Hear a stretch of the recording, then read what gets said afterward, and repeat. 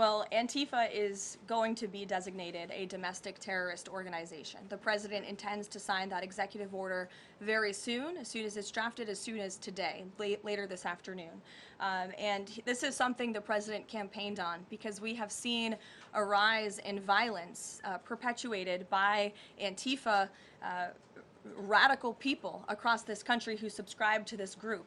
And unfortunately, it's gone widely uncovered by many in the legacy media. It also went completely ignored by the previous administration. Not anymore. Not only, as you mentioned, were the bullet casings subscribed with Antifa mottos, if you will, in the heinous assassination of Charlie, but there have also been more examples than I could read off for you here in this briefing room today of violence from Antifa. I will just read a few. In July 2025, several members of an Antifa cell ambushed and opened fire on officers at an ICE facility in Alvarado, Texas, shooting one officer in the neck.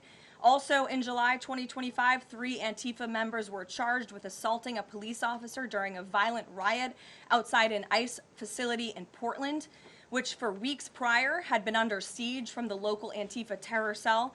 In February 2024, a transgender Antifa terrorist detonated an explosive device outside of the office of the Republican Attorney General of Alabama. In July 2023, Antifa members linked to abortionist group Jane's Revenge firebombed pro-life facilities and vandalized churches.